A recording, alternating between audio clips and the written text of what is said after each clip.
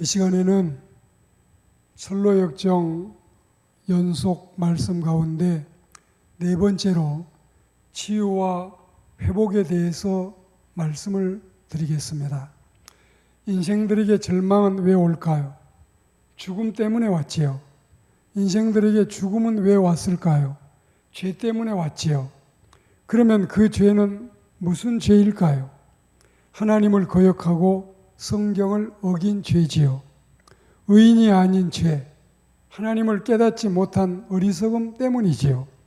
죄가 품고 있는 독처럼 무서운 것도 없는 것이고, 죄가 품고 있는 병균들처럼 가혹한 것도 없는 것인데, 죄가 끼친 해로움보다 더 치명적인 것은 없어서 죄는 전쟁보다, 죄는 극약보다도 더 심각함을 깨달아 알아야 되겠습니다.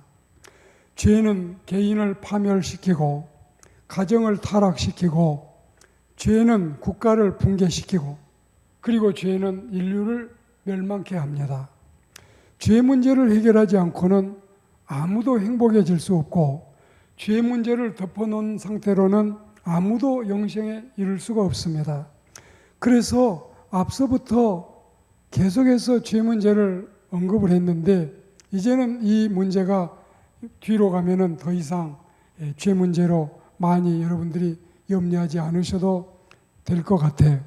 예방주사를 빨리 맞아서 해결을 빨리 해서 우리가 이 문제를 해결하고 지나가야 되겠습니다.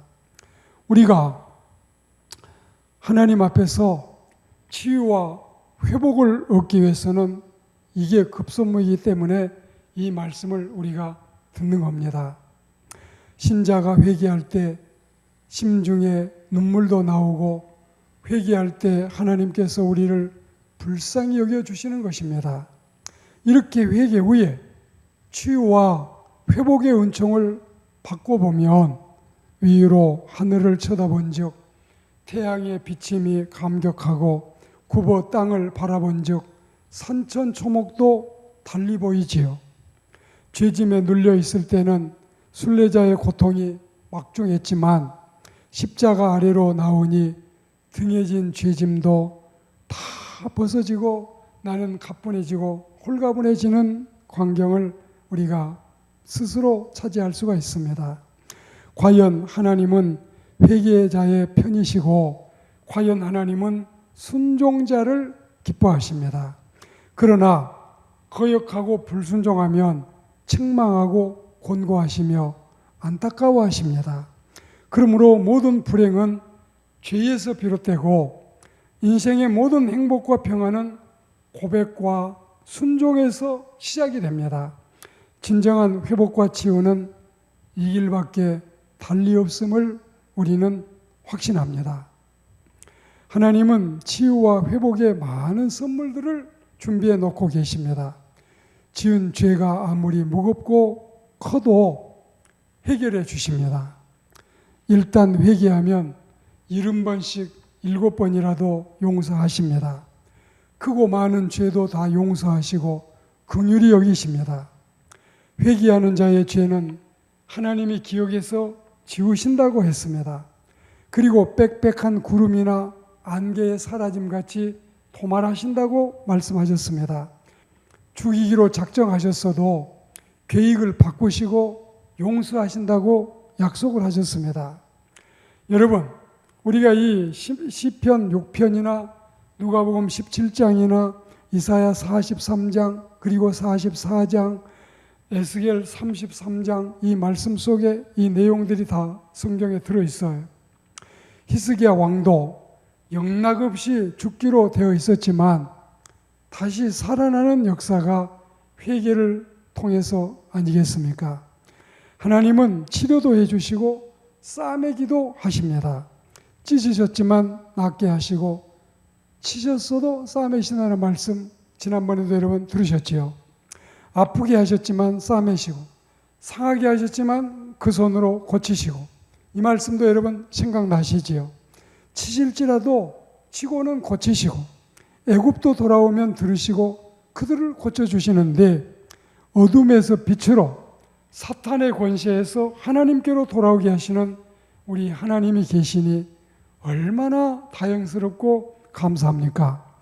돌아오기만 하면 죄 사해 주시고 모든 병을 치료하시는 종합병원의 만병통치 전문의이시고 원장이신 우리 주님께로 돌아오십시오. 모름지기 치료와 치유와 고침과 싸매임과 회복케 하시는 능력은 주님을 따라올 자가 없습니다. 주님 같은 분이 없습니다.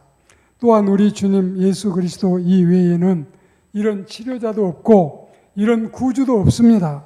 오직 예수 그리스도만이 천하의 유일무이한 진정한 구주라는 사실을 확신합니다.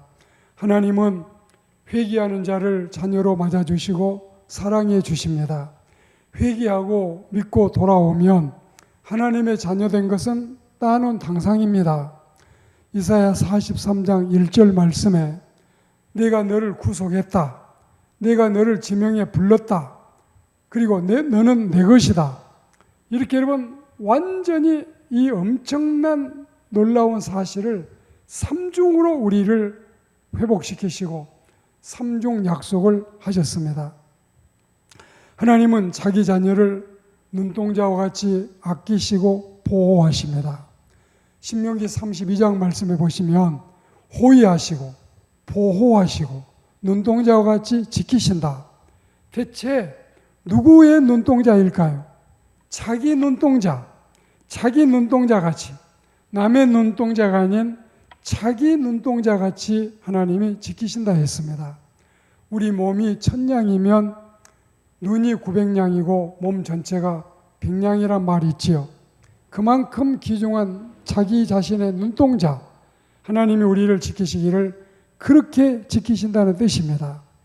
그리고 시편 48편 말씀에 보시면 하나님은 자기 자녀를 죽을 때까지 버리지 아니하신다.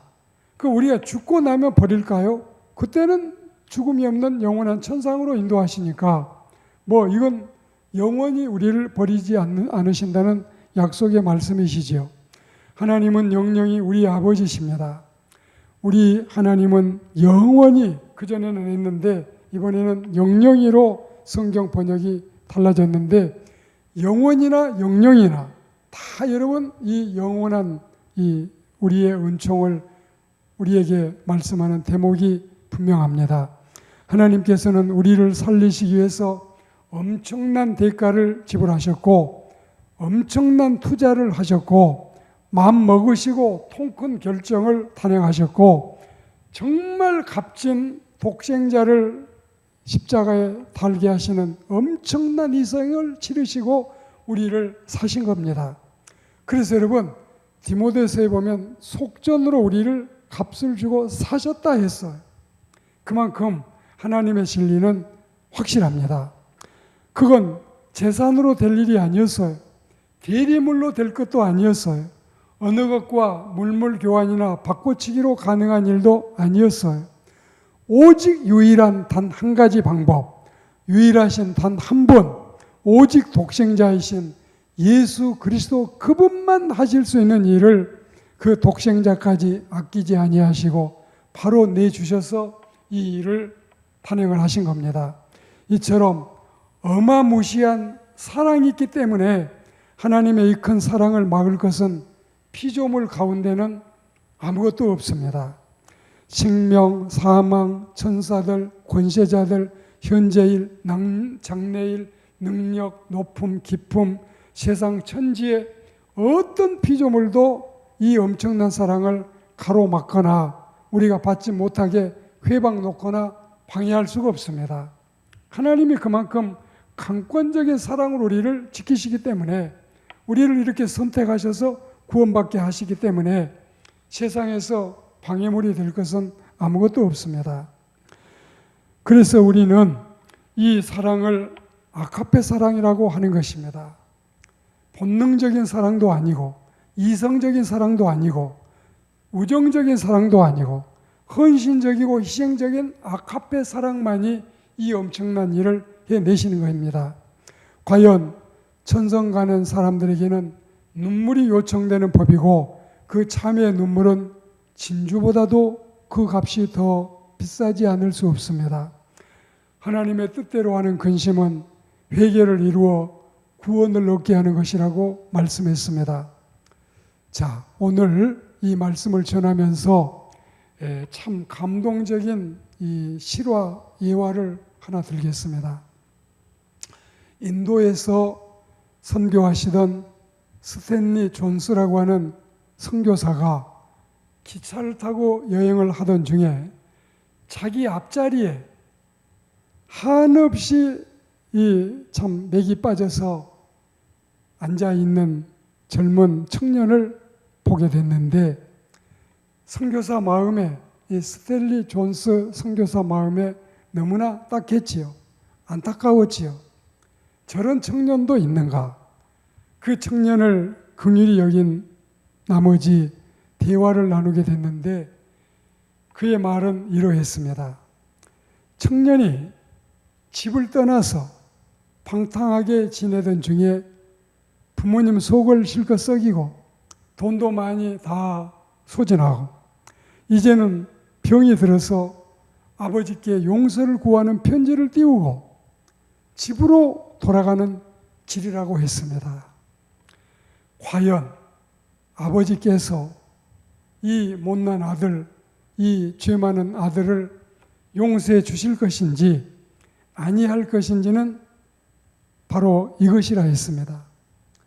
자기 집이 기찻길 옆에 있는데 지금부터 조금 더 얼마만큼, 이를테면 설명을 하자면 이제 한 10분 남았는데 10분 정도 더 가면은 우리 집입니다.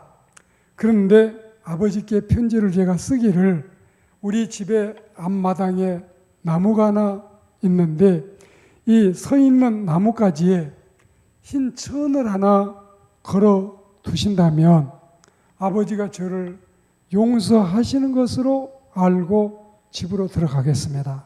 그러나 기차를 타고 지나가다가 우리 집이 나왔는데도, 우리 집 나무가 보이는데도 그 나무에 흰천이 하나도 걸려있지 않다면 아직 아버지께서 저를 용서하지 아니하신 것으로 알고 저는 스쳐 지나가고 집으로 들어가지 않겠습니다.